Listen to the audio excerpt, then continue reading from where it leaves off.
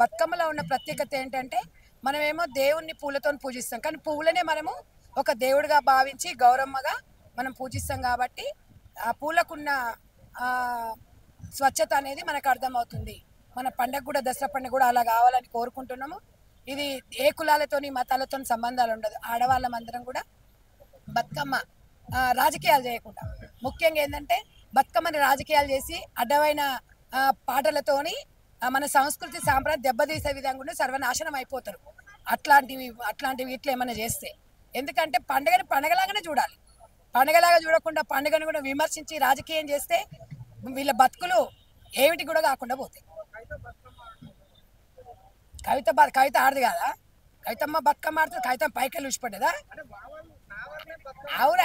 ఆగో మన ఎప్పుడు రజా మనం ఎప్పటి నుంచి ఔరంగజేబు అప్పటి నుంచి 300-400 సంవత్సరాల నుంచి ఉంది మన బతుకమ్మ పండుగ.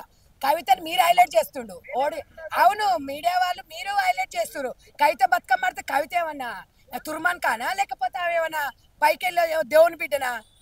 అందరూ ఆడినట్టు ఆమె ఆడుతుంది, అందరికున్నట్టు ఆమె ఉంటుంది. కవిత మనం స్పెషల్గా చూపించడం ఏంది? ఆమె బతుకమ్మ ఎన్నుకున్న విధానం, ఆమె బతుకమ్మను ఎన్నుకున్న బతుకు తెరువు చూసుకుంది. బతుకమ్మ కోసం వెన్నదేలే. బతుకమ్మ అనేది తాతల యుగం, తాతల నాటి నుంచి ఉంది. ఇవాళ కొత్తగా ఏం రాలే. ఇక కవితమ్మ గురించి చెప్పి హైలైట్ చేయకూరి. ఎవరంటారు? మీకు విషయం తెలుసా? వేసిన కొడుకులకు చెప్తున్నా, బతుకమ్మ అనేది పార్టీలకు సంబంధం ఉండదు. బతుకమ్మ అనేది ఒక ప్రాముఖ్యత. బతుకమ్మ అనేది ఎవరో చేస్తే వచ్చేది కాదు.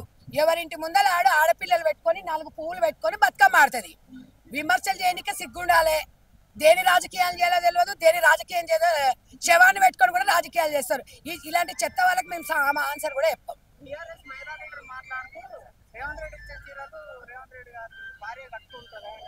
ఒకటి బాబు, ఇప్పుడు ఓ విలువలేని వాళ్ళు మాట్లాడితే, ఆ విలువలేని వాళ్ళ గురించి మాట్లాడితే మేమేం సమాధానం చెప్తాం? కేసీఆర్ ఇచ్చిన చీరలు కేసీఆర్ బిడ్డ కట్టుకుందా? కేసీఆర్ పెళ్ళం కట్టుకుందా? హరీష్ రావు పెళ్ళం కట్టుకుందా? ఎవడు కట్టుకుండు? ఎవడో గాలికోయేవి మస్తు మాట్లాడతాయి. వాళ్ళు కట్టుకున్న ఫోటోలు ఉంటే పెట్టమని అప్పుడు మేము చెప్తాము. అర్థమైందా? ఇలా రేవంత్ రెడ్డి గారిని మించిన వ్యక్తి లేరు. ఇవాళ సాధారణంగా సీఎం అయిన కూడా ఆయన ఇంట్లోనే ఉంటుండు. ఫామ్ హౌస్లో వండుకోలే, ఫామ్ హౌస్ రాజకీయాలు చేయలే. దానికి అన్నదానికి సిగ్గుండాలి, చెప్పడానికి సిగ్గుండాలి. Subscribe us and press the bell icon for more interesting updates.